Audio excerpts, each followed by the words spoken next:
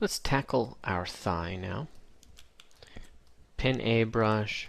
I'm going to find the anterior superior iliac spine. I'm going to pull out from that. Start to define the boundaries of my tensor fascia latae.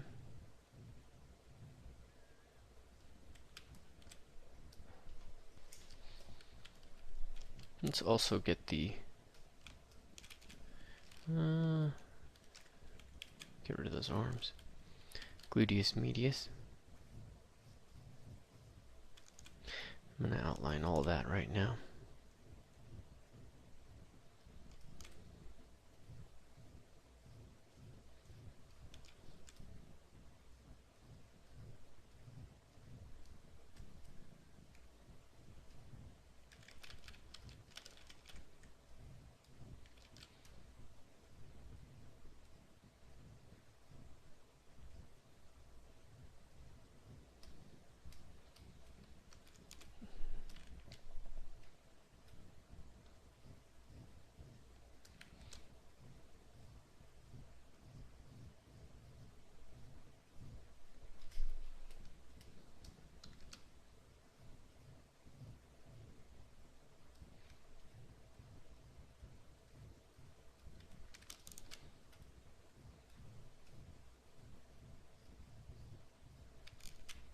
Okay. Sartorius on this side, along with the adductors, and sartorius on this side, the rectus femoris. Okay. And the rectus femoris.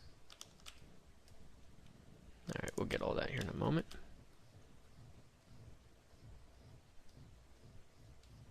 Okay, gluteus medius.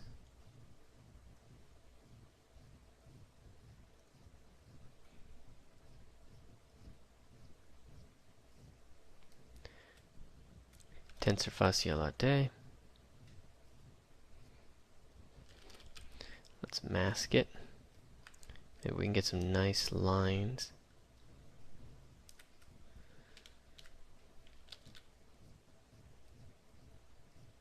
Okay, directionality is pretty simple here.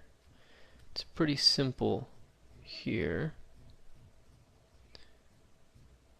But it's complicated in between because of the curvature.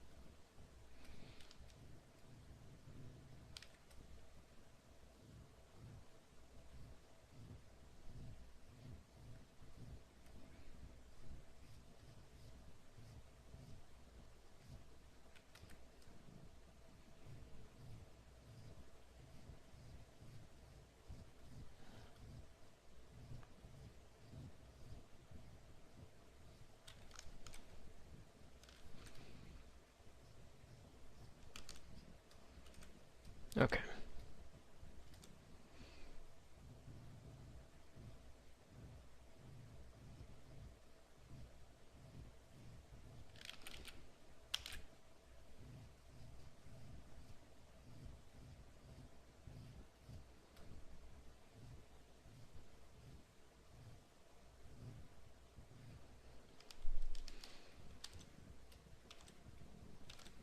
And let's do the tensor fascia latae from the other side. Much simpler.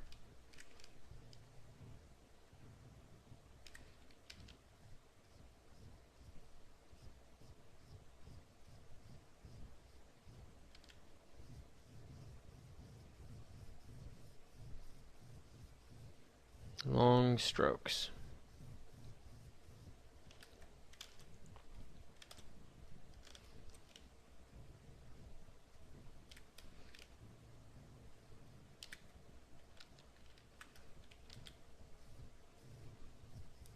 Whoops. Sartorius. the adductors.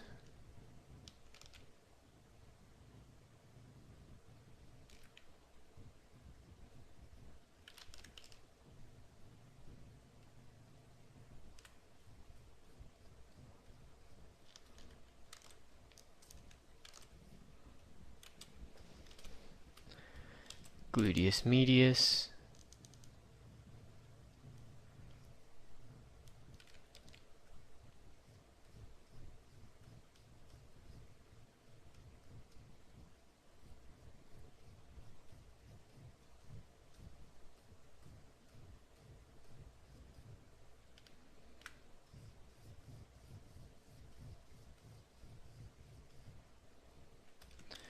And maximus.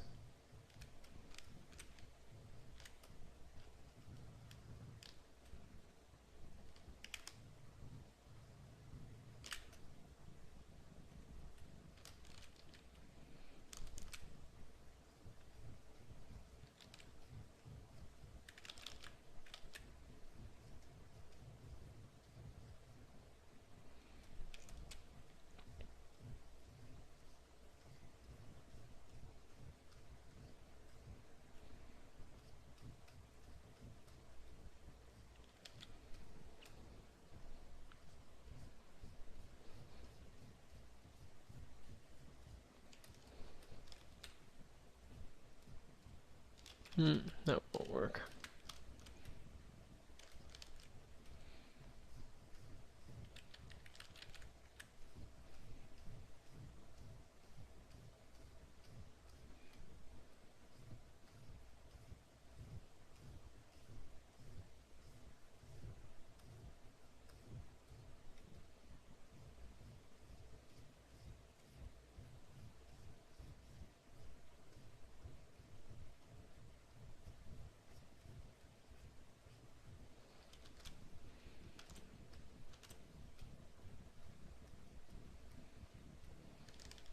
Okay, let's show everything. That's going to make that a little bit easier to get.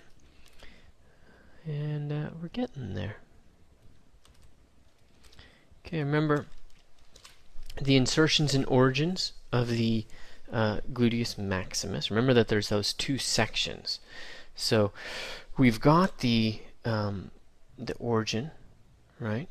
And now we need to make sure that we're getting the insertions, which is along the iliotibial band and then also down here along the femur.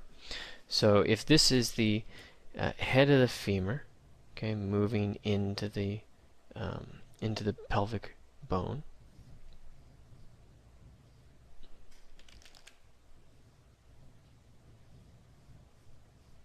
then we're going to be getting the gluteus maximus kind of inserting along that shaft, as well as inserting into the iliotibial band. So we've got those two different insertions to be considering. So I need to delineate them as well. So the question is, where does this lower part come from? The part that connects to the femur. What strand is really representative of that? So I'm going to go back to my sacrum. Okay, and I'm going to pull down from the bottom of that sacrum. That's going to be the portion that's going to insert into the femur. Above that, that's all going into the iliotibial band.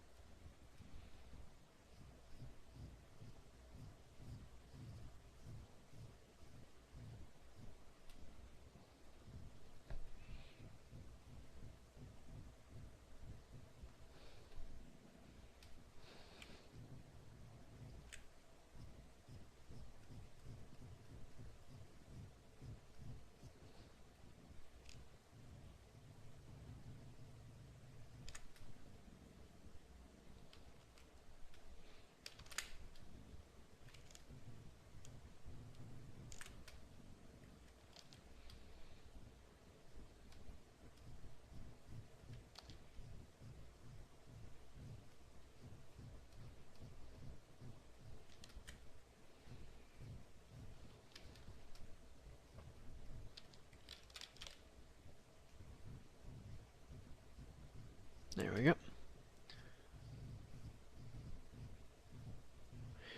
Again, we went over this with the gluteus maximus, but we're really merging fat and muscle here, because if we were to just do muscle, the model would basically have no butt, and it would look like a zombie kind of character. It would not look attractive.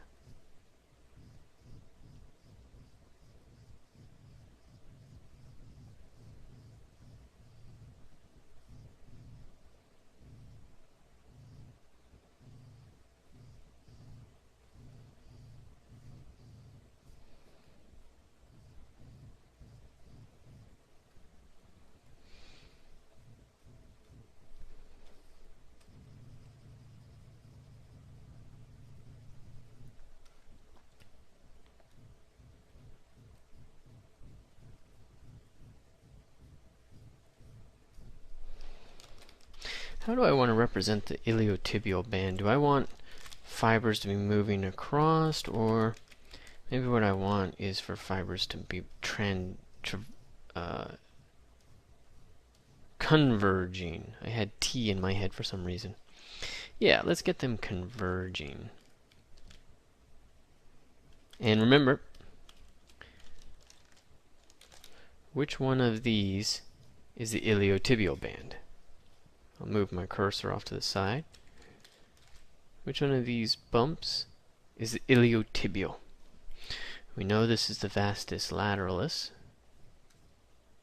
That means that's got to become the bicep femoris, merging into the fibula. So it's right here. Iliotibial band coming into the tibial tuberosity. So that'll be a nice little place to call home.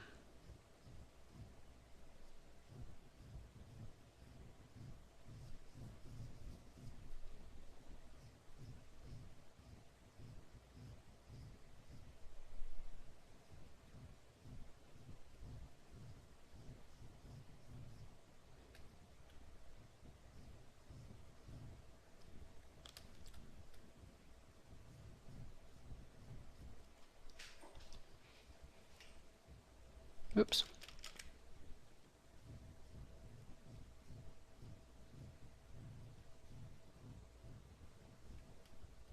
Okay. Just get it. It approaches that the tibial tuberosity, and there we go.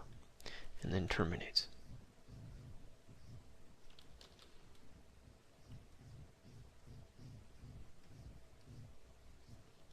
Let's get the convergence.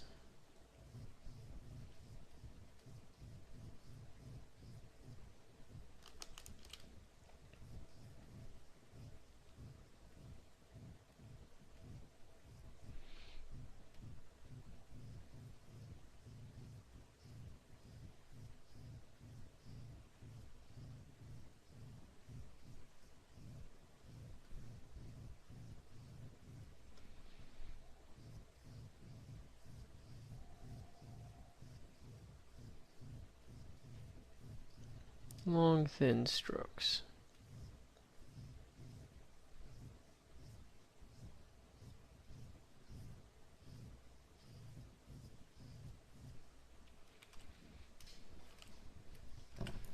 Okay, good enough for me. The vastus lateralis is going to have a little bit of a hit down below. So let me make sure I am separating these guys.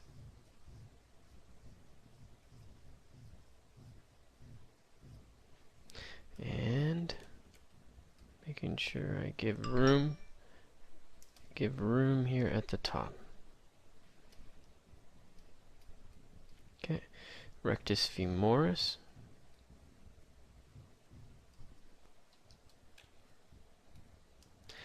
This part gets a little tricky. What is rectus femoris? What is vastus lateralis? You might even want to start to put, say, the iliotibial band in there, which would be a mistake.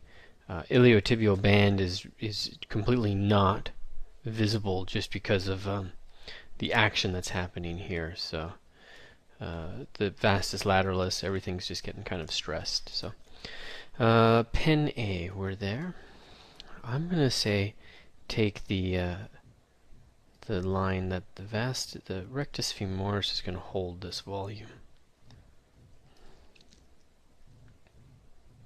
That's a lot of volume for that rectus femoris, but let's pull it in.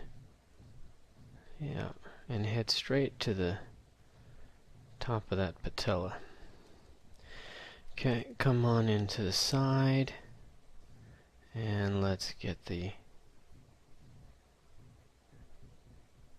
vastus medialis. Okay. And that's going to definitely get mixed up with the sartorius.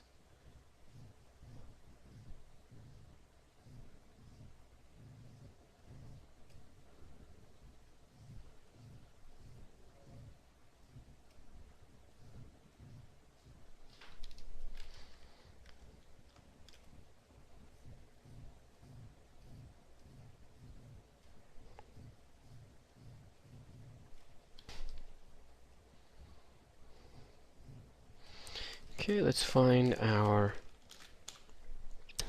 insertion for the sartorius. So let me look at this a little bit from above. Alright, tibia. Right, and then the tibial tuberosity, and then the line of the tibia coming down. And we know that the tibial tuberosity, I'm just going to put it right there even though it's not really in this sketch. We should be able to remember, student green, that the sartorius is coming on the inside of that tibial tuberosity and down underneath the curvature of it. The gracilis is going to be above that, within the high plane of it. The sartorius is going to be lower than that, and then the semimembranosus is going to be lower than that as well. So my sartorius is coming along, and I'm going to want to make sure that it gets in and does what it's supposed to do, inserting right in there to the tibia. The gracilis is coming from over here, and that's just going to make a short trip in. And then the semi-tendinosus, the semimembranosus, those are pulling in. Let's just do a nice line like this. Semi-tendinosus is the one on the bottom here. Membranosus is a little bit higher. Okay, so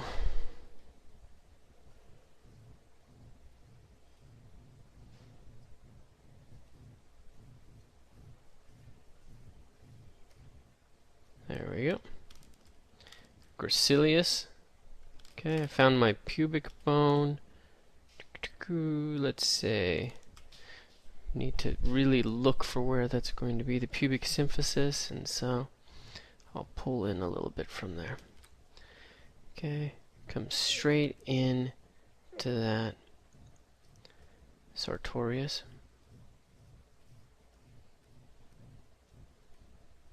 Okay, I like that.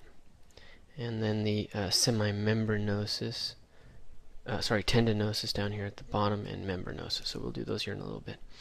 Okay, getting that vastus lateralis, so it's syncing up.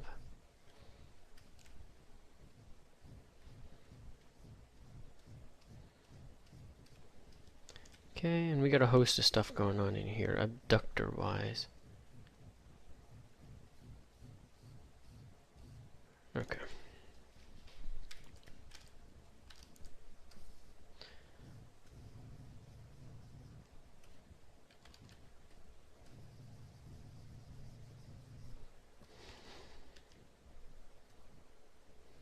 Cool.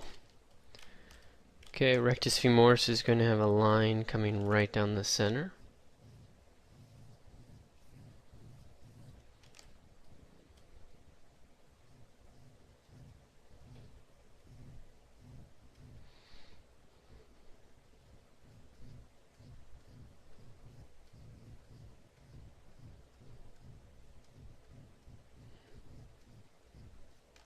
Let's get this vastus lateralis. Okay, in order to get these muscle fibers moving in the right direction.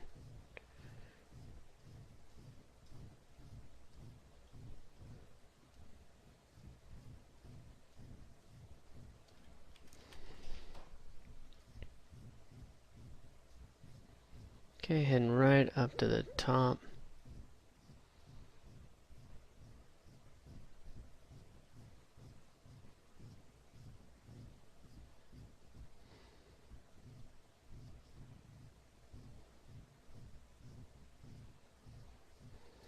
Okay.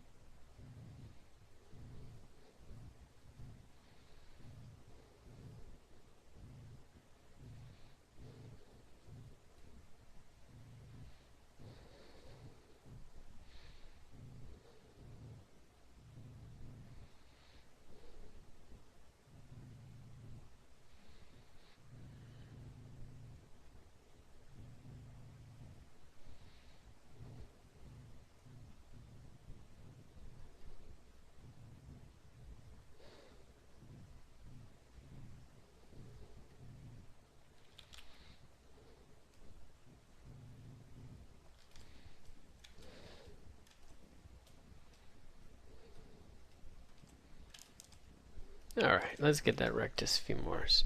Get that curvature, directionality, sorry. So I'm going to define a little point. Yes, about here. This is going to be the tendinous area.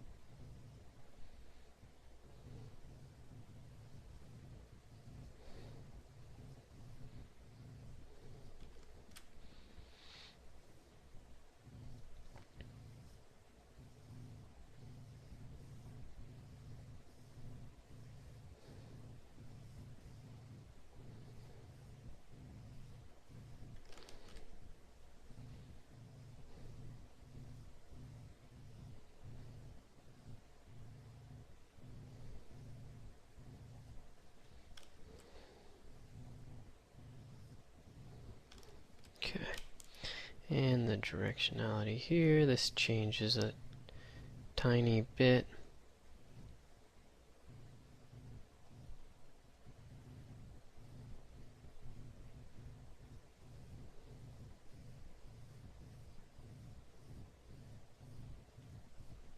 Okay.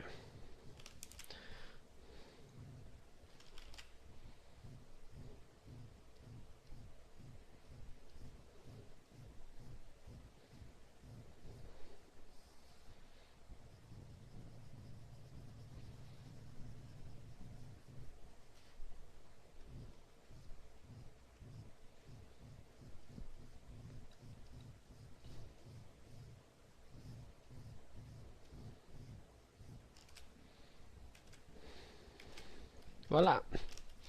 There we go. Quick little indicators for them. All of that going to serve me quite well when I get in there to create the to adjust the muscles.